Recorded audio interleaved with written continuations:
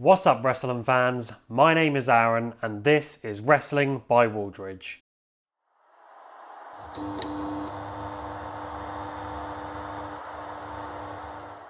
How are we all doing? I hope we're all having a great weekend. And as always, if you're new here, welcome to the channel. You can follow me on Twitter at WrestlingByW, and if you enjoy this video, please make sure to give it a like, give it a share, hit the notification bell and subscribe. And I just wanted to give a massive thank you to everyone that has subscribed to the channel, to everyone that has liked, shared or commented on any of my videos. I appreciate it so much, and to have 170 subscribers is honestly unbelievable.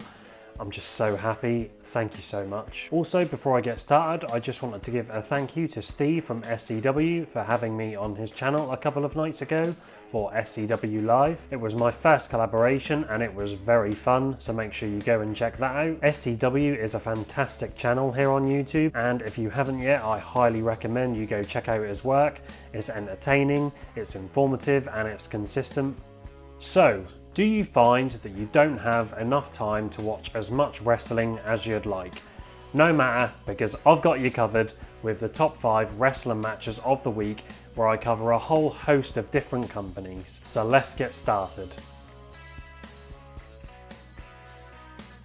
First up, we have the X Division triple threat match between TJP, Ace Austin and Josh Alexander for the X Division Championship from Impact's Rebellion pay-per-view. I've said it before and I'll say it again, Impact's X Division is absolutely excellent.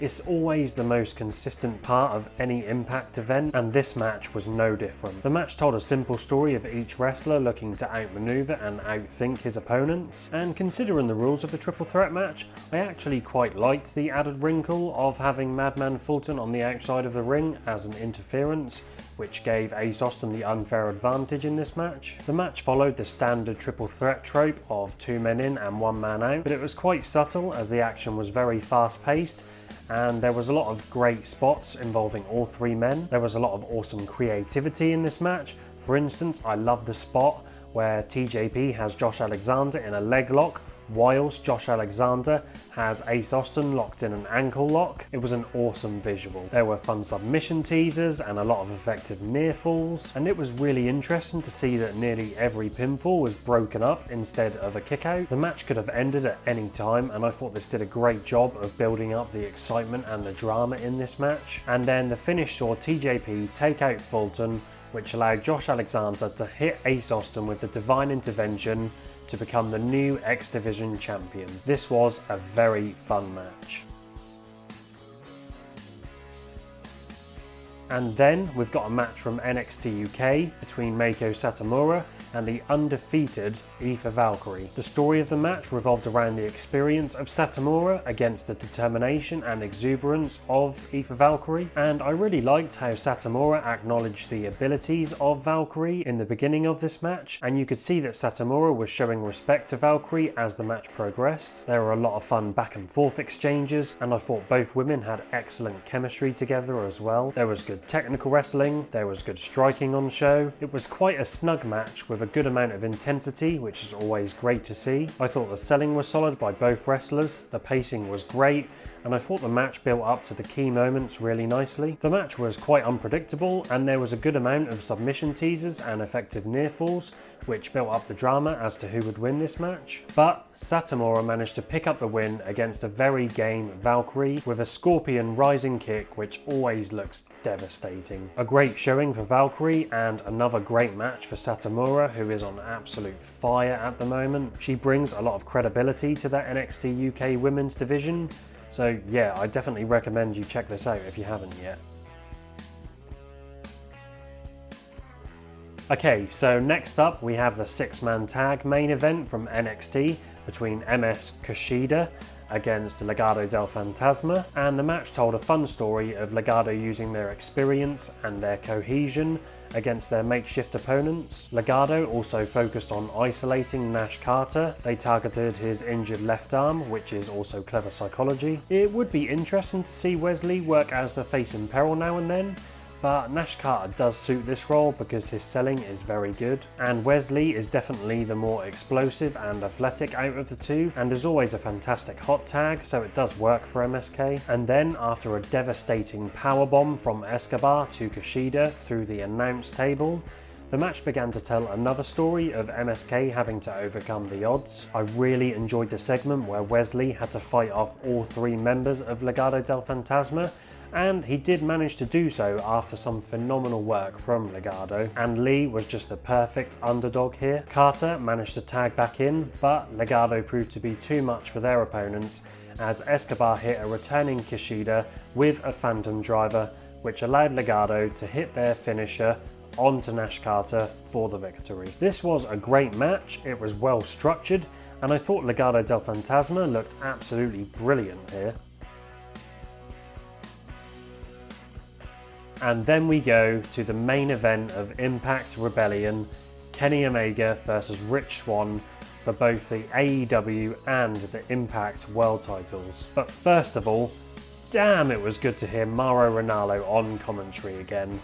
The man just sounds as good as ever. The match told a phenomenal story focused on the fighting spirit and the toughness of Rich Swann, and like MSK from earlier, Rich was the perfect underdog in this match and made a fantastic foil to the overconfidence and the arrogance of Kenny Omega. And I thought Omega's heel character work in the beginning of this match was absolutely brilliant. He slapped Swann, he disrespected him, and he goaded him into making him angrier and less focused. And I loved the psychology of Kenny's impactful offense, always targeting the neck and the back of Rich Swann to set up for the one-winged angel.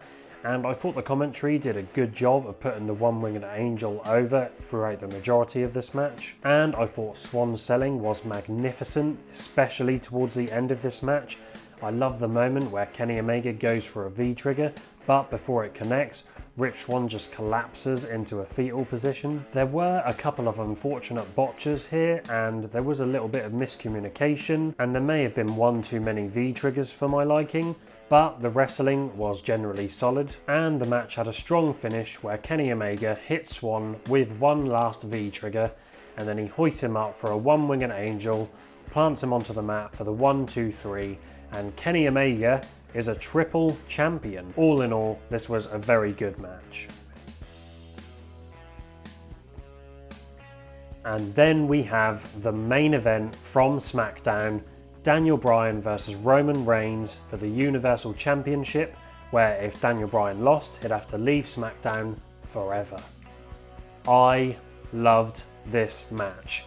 Easily two of the best wrestlers in the world at the moment, just doing what they do best. This match was a perfect continuation from their story at Fastlane, and it told a great story of Daniel Bryan attacking the left arm of Roman Reigns constantly to set up for the yes lock because Roman Reigns had tapped out to that maneuver before. I thought the selling and general psychology in this match was outstanding from both men, but what really impressed me the most in this match, I would say, was Roman Reigns' character work and his facial expressions. When Reigns is on offense, he slows the pace down and expresses that aggression. He really shows that arrogance and confidence that his character exudes. He taunts Daniel Bryan by trash talking him in between moves. He lambasts the referee. Even during the comeback when Daniel Bryan is gaining the upper hand on Roman, the look of shock and panic on Roman's face is brilliant. Brilliant. Say that a lot, don't I? For instance, after a pinfall attempt from Daniel Bryan's diving headbutt, and the look on Reigns' face is priceless. Plus, he's just selling his ass off as well. The pacing was great and there was a lot of good false finishes, and the finish was superb, not brilliant. Roman Reigns locks in the guillotine on Daniel Bryan, but he does it with his left arm because his right arm is injured. Daniel Bryan is rendered unconscious, which means Roman Reigns retains the title and Daniel Bryan has to leave SmackDown. And there was no interference from Jey Uso, which is always a positive. Yeah, excellent stuff. And that is my top 5 matches from the week. This was quite a tough week as there was a lot of other great matches across the board as well. We saw Darby Allin versus 10 and Orange Cassidy versus Penta from AEW. We also got Josh Alexander versus Ace Austin in a great match from Impact. But let me know your thoughts in the comment section down below, Let me know if you agree or disagree with my choices, or if I've missed a match off the list. And next week I'll be releasing a new edition of New Japan Files, where I'll go over some of the big matches from New Japan's Wrestling Dontaku tour, as well as Satsuma no Kuni. And again everyone, if you enjoyed this video, please make sure to give it a like, give it a share and subscribe. I hope you all have a great rest of the weekend, guys, and I'll see you all next time. Bye bye.